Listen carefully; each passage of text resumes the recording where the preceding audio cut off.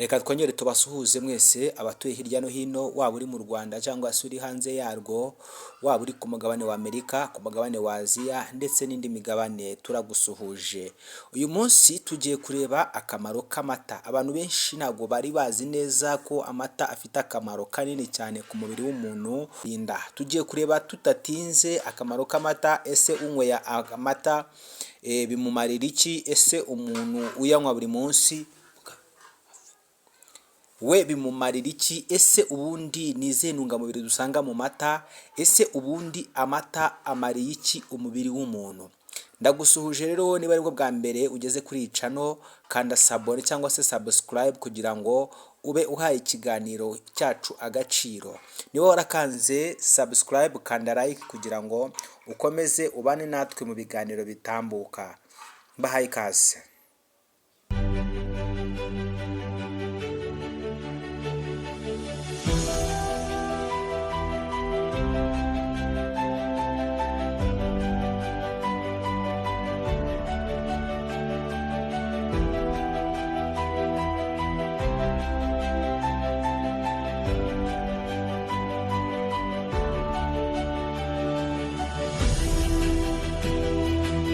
Amata akorwa n'inyamabere zose, muri zo twavuga abantu, inka, ihene, intama n'izindi nyamaswa zitandukanye. Akaba agenewe guhabwa abana bazo kugira ngo bakure neza kandi bagire ubuzima bwiza. Ni ukuvuga ngo amata tuyasanga n'inyamaswa z'inyamabere zitandukanye, ariko ubundi ayo mata aba agenewe guhabwa inyamaswa cyangwa se abana bazo kugira ngo babashe gukura neza, babashe gukura bafite umubiri cyangwa se ubuzima buzira umuze.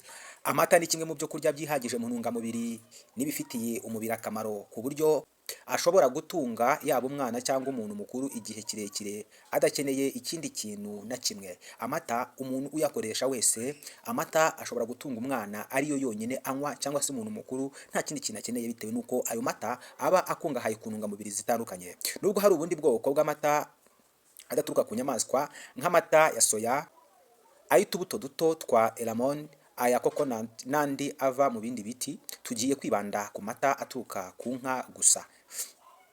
Kubera gukundwa cyane nayo, yagiye akorwamo ibyiciro bitandukanye. Amata yuzuye arimo ibinure bike, amata atarimo ibinure, ikivuguto n'andi atandukanye. Reka noneho turebere hamwe intungamubiri dusanga mu mata. Intungamubiri ziba mu mata. Mu mata dusangamo ibinure. Mu mata dusangamo proteine, ibinyasukari, vitamini E, vitamini B1, vitamini B2, B3, B5, B6 na B12. Ni ukuvuga ngo aya mata dusangamo izi vitamini zitandukanye. Dusangamo vitamini D, dusangamo calcium, magnesium, phosphorus, zinc, selenium, choline ndetse n'izindi ntungamubiri zitandukanye. Akamaro k'amata ku buzima bw'umuntu. Ushobora kwibaza ngo ubundi kunywa amata bimaze iki? Guhora nywa amata bimaze iki? Byamarira iki umubiri wanjye? Mu mata habamo ibinure, kandi ibyo binure biri mu mata ni ingenzi cyane cyane mu gutuma umubiri ugira imbaraga. Umubiri ushobora gukora imisemburo mu kurinda umubiri n'ingingo ziwugize, gufasha umubiri guhangana n'ubukonje ndetse no gufasha vitamini zisaba ibinure kugira ngo zikore neza. Isukari iboneka mu mata yitwa lactose, ituma umubiri ubona imbaraga zo gukora, ugakora cyane rwose ufite imbaraga. Proteine ziboneka mu mata zifasha umubiri mu kongera ubudahangarwa, gusana ahangiritse no gukomeza imikorere myiza y'umubiri. Izi ntungamubiri kandi zifasha mu gukomeza imikaya n'amagufa.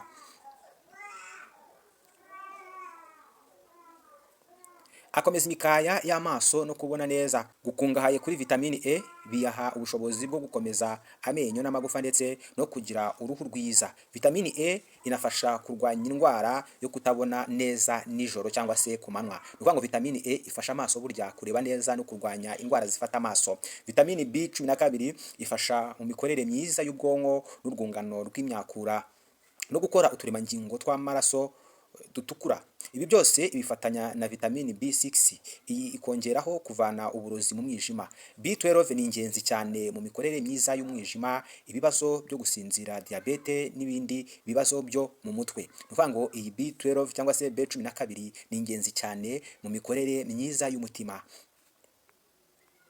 Vitamini B2 ifasha umubiri kwinjiza ubutare, bityo bikarinda indwara yo kubura amaraso, iyo tuzi nka anemia mu ndimi z'amahanga. Vitamini B3 ifasha umutima gukora neza, ifasha kandi urwungano rw'imyakura ngogozi, imikorere myiza y'urwungano ngogozi, iyifatanya na vitamini B1.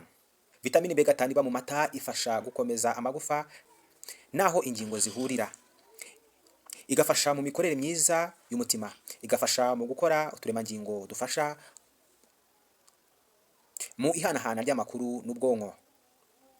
Amata rero ni ingirakamaro, waba uri umunyarwanda, waba uri hanze y'u Rwanda. Ndakubwiza ukuri, aya mata iyo uyakoresheje neza ukayanywa cyane rwose agira akamaro, kandi umuntu wanyoye amata ntayoberana. Iyo umuntu anyweye amata agira ubuzima bwiza, kuko dusangamo ziriya ntungamubiri zose. Birashoboka ko uyu munsi ushobora kubona amata ari kimwe mu bintu bihenze ku isoko, ukumva ko kuba litiro wenda igura amafaranga 500 cyangwa 700 ari igikuba cyacitse. Ariko ndakubwiza ukuri, aya mata kunywa gusa litiro cyangwa se kunywa amata ukayanywa ukabikora buri munsi, ibi bigufasha kubona vitamini zose dusanga mu bindi bimera cyangwa se mu bindi biribwa. Hari vitamini nyinshi dusanga mu mata tudasanga mu bindi biribwa, kandi umuntu wese unyweye amata burya umubiri we uba mwiza ndetse agakura neza afite ubudahangarwa. Niba amata wabifataga nk'ibintu bidasanzwe, ndagushimiye kandi ndagukangurira kunywa amata nk'umuti cyangwa se nk'urukingo, kubera ko twabonye ko harimo vitamini nyinshi zishobora kurinda uburwayi, zikaba harimo na vitamini nyinshi zishobora gusohora imyanda mu mubiri w'umuntu. Ndabashimiye mwese mwakuri iki kiganiro. Wowe ugeze hano aribwo bwa mbere, kanda subscribe nyabona kugira ngo ibindi biganiro nk'ibi ngibi bijye bikugeraho 5 kuri 5. Ndabashimiye, amahoro y'Imana. Wowe wakanze subscribe, aya mashina yawe ndagushimiye. Wowe utarakanda subscribe rero, uyu mwanya kugira ngo ubashe guha agaciro ibiganiro byacu. Iyi ni Elida Entertainment TV, ndabakunda.